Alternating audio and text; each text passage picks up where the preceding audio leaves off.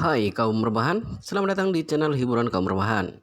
Armin akan melanjutkan membacakan sebuah cerita novel yang sangat bagus, yang sangat menghibur, yang sangat membuat kita penasaran dari part ke partnya. Novel yang berjudul The Story of Yi Chen, dimana di video ini adalah part ke 161 bertepatan dengan bab 756. Pastikan kalian sudah subscribe channel ini dan aktifkan lonceng notifikasinya agar tidak ketinggalan jika admin upload video terbaru. Jika kalian menyukai cerita seperti ini, video seperti ini, jangan lupa di like. Jika berkenan, share juga ke teman lainnya agar teman lainnya juga mendapatkan informasi hiburan seperti ini. Baik, kita lanjutkan di part ke 161 bertepatan dengan bab 756. Selain itu, dirinya terlihat gelisah, tidak tahu harus meletakkan kedua tangannya di mana. Dia terus menggosok jarinya. Yi Chen langsung mengerti, pasti kedua orang parubaya ini teringat masa lalu yang berkaitan dengan masa atau pulang bersamanya. Paul juga menemukan kalau masalahnya ada yang kurang beres, tapi dia tidak enak mengatakannya. Jadi dia berkata kepada Yi Chen, "Tuan Yi, mari kita ke ruangan dulu." Setelah itu dia berkata kepada Han Meking, "Ibu, kamu sudah lelah karena duduk di pesawat selama belasan jam. Jika kamu dan Paman Xiao ingin mengobrol, kita bisa mengobrol di dalam." Han Meking baru sadar dari lamunannya. Dia memikirkan masa lalu dengan Xiao Changkun dulu. Dia bahkan teringat pertama kalinya dengan Xiao Changkun. Dia yang hampir berumur 50 tahun. Wajahnya tiba-tiba memerah. Dia segera mengikuti kata putranya dan berkata, "Benar katamu, lihat diriku ini. Mari kita cepat pergi ke ruang VIP." Xiao Changkun juga segera berkata, Benar, kita cepat ke ruang VIP. Semuanya salahku, aku sampai melupakan hal ini." Yi Chen menggelengkan kepalanya tanpa daya. Dia bahkan menghela nafas dalam hati, sepertinya cinta mereka bersambut. Selain itu, cinta membara yang sudah ditunggu selama 20 tahun lebih. Jika membiarkan mereka bersama dan memberikan peluang kepada mereka, mungkin akan terbakar hebat. Yi Chen memimpin jalan dan membawa semua orang ke bagian restoran Hotel Buckingham Palace. Manajer restoran sudah mendapatkan kabar sejak dari awal. Dia segera datang, menyapa dan berkata dengan hormat, "Halo Tuan, apakah Anda anggota Hotel Buckingham Palace kami?" Yi Chen menggelengkan kepalanya dan berkata, "Aku bukan anggota, tapi aku sudah meminta teman untuk memesankan sebuah ruangan." Orang itu segera bertanya, "Siapa nama Anda? Pesan kamar nomor berapa?" Yi Chen berkata, "Margaku Yi, tapi aku kurang tahu ruangan nomor berapa yang dipesan. Aku memesan kamar dari Presiden Chen kalian." Dia langsung membuku dan dengan hormat dan berkata, "Ternyata Anda adalah Tuan Yi. Aku sudah menyiapkan ruangan yang Anda mau. Silakan ikut denganku." Yi Chen tersenyum dan mengangguk dan berkata, "Terima kasih." Manajer restoran membawa mereka berempat ke ruangan VIP. Paul bertanya penasaran dengan Yi Chen, "Tuan Yi, kamu kenal dengan Presiden Chen?" Yi Chen mengangguk. Dia tersenyum dan berkata, "Kenal, tapi tidak akrab." Paul tanpa sadar berkata, "Sepertinya Hotel Buckingham Palace adalah bisnis keluarga Yi. Yan Jing dan Presiden Chen adalah perwakilan keluarga Yi." Yi Chen menatap Paul dengan kaget. Dia benar-benar tidak menyangka kalau orang Amerika ini tahu dengan semua yang ada di sini. Jadi dia berkata sambil tersenyum, "Tuan Paul pasti sudah mempelajari Jinling, bukan?" Paul mengangguk dengan murah hati dan berkata, "Sebelum memindahkan perusahaan ke sini, aku mulai mencari tahu kondisi Jinling. Karena perusahaan adalah hasil kerja keras ayahku, aku tidak berencana membawa perusahaannya ke tempat yang tidak dikenal." Yi Chen berkata dengan kagum, "Tuan Paul melakukan sesuatu dengan teliti. Aku yakin kamu pasti bisa berkembang di Jinling kelak." Paul tersenyum. Tuan Yi terlalu memuji. Setelah itu dia tiba-tiba teringat sesuatu di dalam.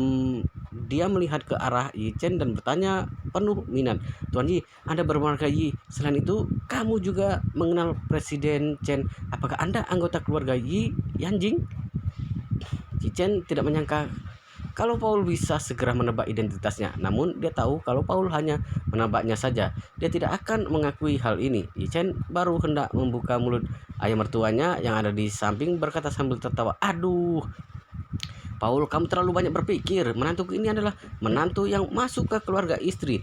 Jika dia keluarga Yi dari Yanjing, mungkin keluarga kami sudah berubah status sekarang. Meskipun Xiao Changkun tidak melakukan bisnis apa-apa, tapi dia tahu dengan nama besar keluarga Yi. Bahkan dia bisa dibilang di seluruh Tiongkok jarang yang tidak tahu dengan keluarga Yi Yanjing, karena keluarga Yi benar-benar sangat terkenal. Oleh karena itu dia tidak mungkin percaya kalau Yi Chen adalah keluarga Yi, karena orang yang bermarga Yi di dunia ini sangat banyak.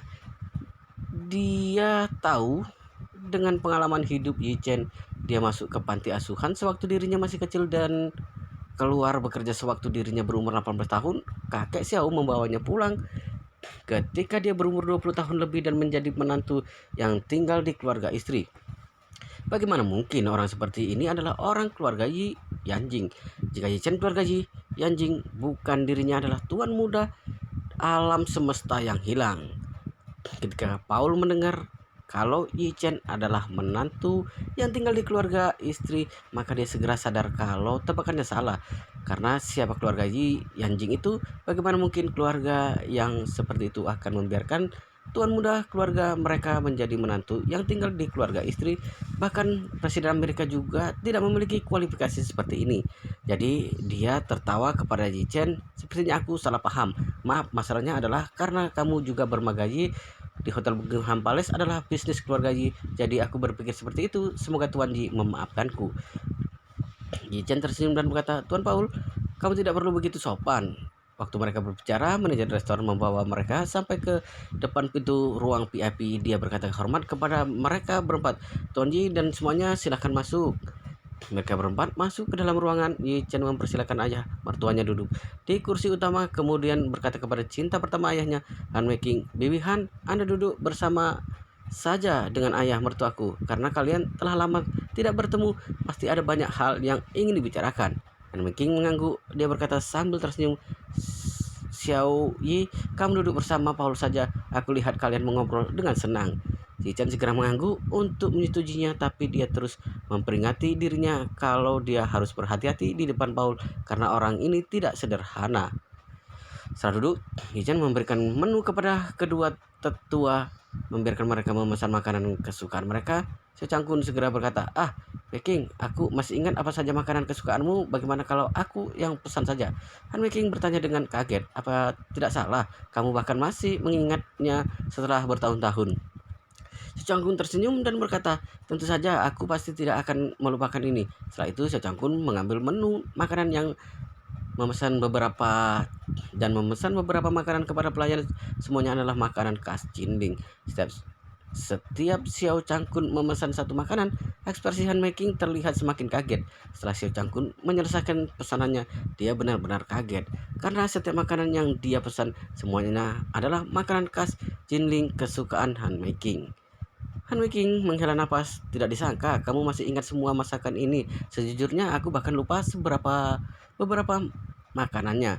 Setelah itu Han Weiqing berkata lagi, sebenarnya makanan kampung halamanku Suhang juga sangat enak, tapi tidak tahu kenapa setelah aku kuliah di Jinling, aku jadi lebih menyukai makanan khas Jinling. Xiao Changkun tersenyum dan berkata, aku masih ingat kalau waktu itu kamu terus mengatakan akan memasakkan makanan khas untukku, tapi sayang. Ketika mengatakan ini, Xiao Changkun segera bertanya, oh ya, Weiqing, bagaimana keputusanmu tentang masalah kamu datang memasak di rumahku tadi? Sejujurnya aku sudah lama menunggunya, bahkan di dalam mimpi pun aku ingin mewujudkan harapan ini. Hati Han Weiqing semakin terasa tersentuh ketika dia mendengar ini, jadi dia berkata, aku tidak masalah. Tidak tahu pul ada waktu luang tidak malam ini. Setelah itu dia melihat ke arah putranya dan bertanya kepada Paul, putraku, apakah kamu punya acara malam ini? Jika tidak ada, bagaimana kalau kita makan di rumah Paman Xiao, sekalian bertemu putri Paman Xiao? Paul mengangguk dan berkata, aku sangat menantikannya. Xiao Changkun langsung bersemangat ketika dia mengatakan ini. Dia segera berkata, karena seperti itu kita putuskan seperti itu saja. Weiqing, kamu mau masak apa malam ini nanti?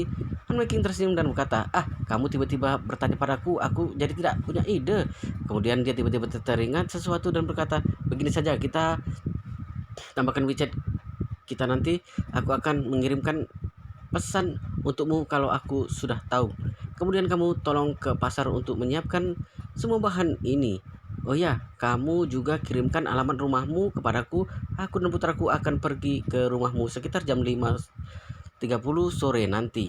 Xiao Changkun mengeluarkan ponselnya penuh semangat. Dia membuka ponsel dan masuk aplikasi WeChat. Dia berkata, "Making, aku scan barcode dulu." Mereka sudah tidak berhubungan selama 20 tahun lebih. Han Weiqing bahkan meminta nomor telepon Xiao Changkun dari seseorang teman lamanya sehingga mereka berdua tidak pernah menambahkan WeChat sebelumnya. Pada era sekarang, WeChat bahkan lebih penting daripada nomor telepon. Nomor telepon Anda bahkan diketahui oleh pengantar paket, pengantar makanan, bahkan sales dan menipu juga mengetahuinya, tapi yang ada di dalam WeChat pasti teman atau seseorang yang kamu kenal. Oleh karena itu, jika dapat menambahkan WeChat, itu barulah hubungan yang lebih dekat. Apalagi jika menambahkan WeChat, maka bisa melihat momen pihak lain, bisa melihat fotonya, video yang dikirim oleh orang itu, dan semua hal yang berkaitan dengan orang itu.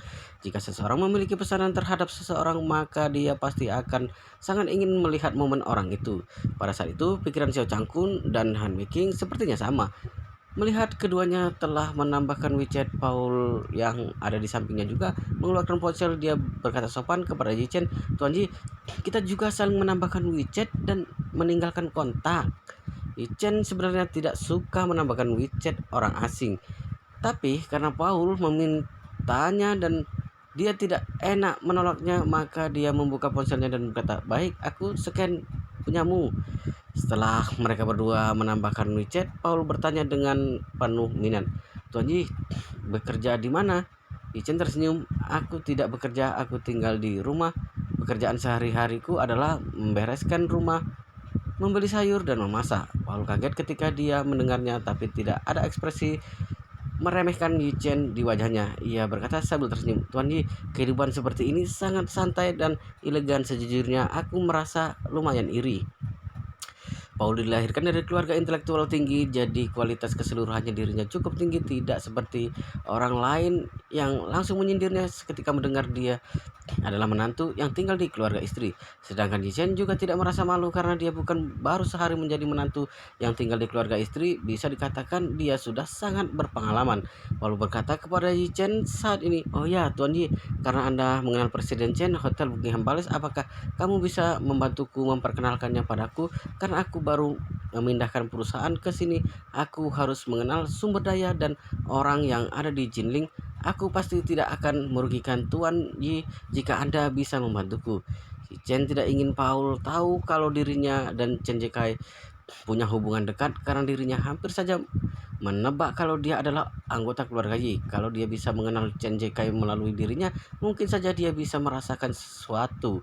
Jadi dia meminta maaf kepada Paul, "Tuan Paul, sejujurnya aku tidak terlalu mengenal Presiden Chen. Aku hanya punya sedikit hubungan dengan salah seorang teman Presiden Chen, dan sebenarnya aku malu mengatakan ini. Aku mengenal orang itu sewaktu aku membantu melihat Feng Shui orang lain." "Feng Shui?" Paul bertanya dengan kaget. "Tuan Ji, kamu seorang ahli Feng Shui?"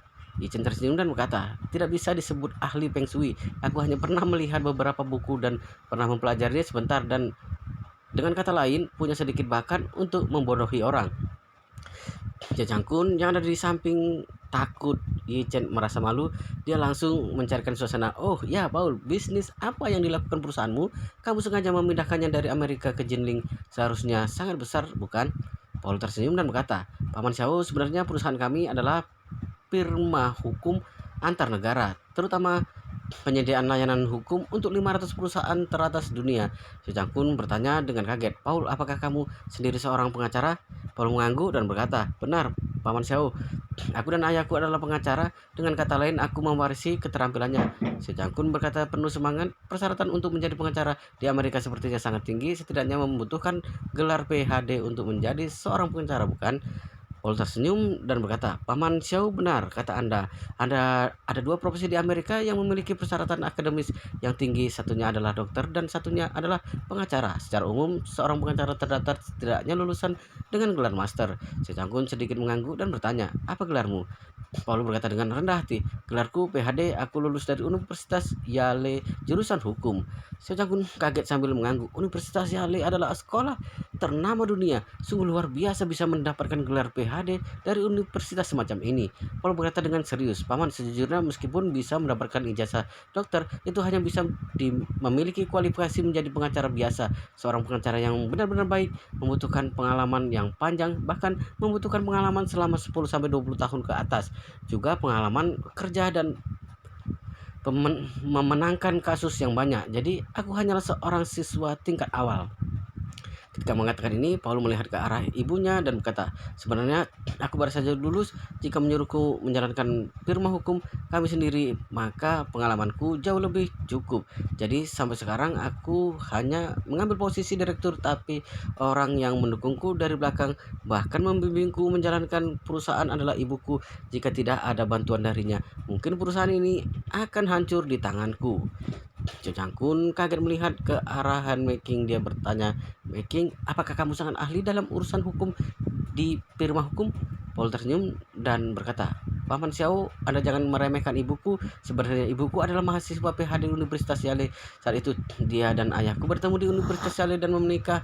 Kemudian ayah mendirikan sebuah firma hukum. Ibu membantunya. Jika tidak ada dukungan dari ibuku, karir ayahku tidak mungkin akan berhasil."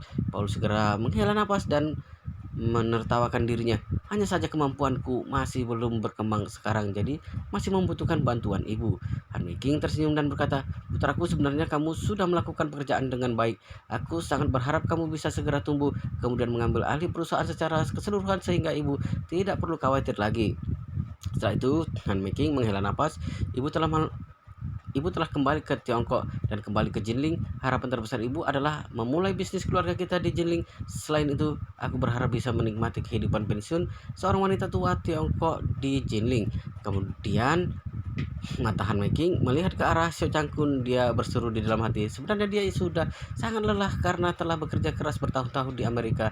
Selain itu, ditambah dirinya yang tidak bisa benar-benar merasakan cinta, jadi dia sangat ingin kembali ke Tiongkok, melepaskan semua masalah yang dulu dan fokus menjadi seorang wanita tua. Jika dirinya diberi kesempatan dia lebih berharap bisa melanjutkan hubungan bersama Xiao Changkun untuk menebus penyesalan yang dia alami selama bertahun-tahun. Si Cangkun juga tahu sebenarnya profesi pengacara adalah profesi yang sangat menjanjikan karena harga tuntutan hukum di Amerika sangat tinggi, bisa puluhan juta bahkan ratusan juta dolar. Menurut laporan media beberapa tahun yang lalu, ada seseorang yang menggugat Marlboro, merek rokok terkenal Amerika, karena merokok menyebabkan kematian. Pengadilan Amerika bahkan menghadiahkan ganti rugi sebesar ratusan miliar dolar. Sebelumnya juga ada seorang pria Asia yang dipukul oleh satpam penerbangan Amerika. Kejadian tersebut berdampak buruk bagi maskapai penerbangan tersebut. Pada akhirnya pengacara memenangkan ganti rugi puluhan juta dolar untuk pria Asia tersebut. Bagi pengacara, mereka setidaknya akan mendapatkan bayaran sebanyak 30% sampai 50%, terkadang bahkan lebih tinggi. Jadi inilah mengapa pengacara Amerika sangat profesional. Mereka sangat bekerja keras sewaktu mengajukan gugatan, bahkan akan melakukan segala cara karena keuntungan yang didapat sangat tinggi. Mereka mungkin saja akan memenangkan gugatan besar dan kompensasi yang didapat akan senilai puluhan juta dolar, maka mereka lebih mudah menghasilkan uang daripada orang biasa. Jadi di Amerika status pengacara sangat tinggi. Mereka adalah orang kelas atas, terutama beberapa orang terkenal di Amerika. Orang seperti ini pada umumnya menjadi tamu penting para miliarder, artis, dan orang penting Amerika. Jadi Xiao Changkun merasa minder karena dia bisa menebak kekayaan keluarga Han Making yang pastinya sangat banyak, bahkan cukup membuat ibu anak ini menjadi orang kelas atas di Jinling. Sebaliknya, dirinya tidak ada kemampuan apa-apa. Wow, ceritanya sangat menarik guys, sangat seru, sangat bikin penasaran untuk bisa mengikutinya di cerita selanjutnya. Tapi sepertinya di video ini sampai di sini dulu, di part ini sampai di sini dulu. Kita lanjutkan di video berikutnya, di part berikutnya. Tapi pastikan kalian sudah subscribe channel ini dan aktifkan lonceng notifikasinya agar tidak ketinggalan jika admin upload video terbaru. Jika kalian menyukai cerita seperti ini, jangan lupa like, jika berkenan share juga ke teman lainnya agar teman lainnya juga mendapatkan informasi hiburan seperti ini. Oke, kita lanjut di part berikutnya di video selanjutnya.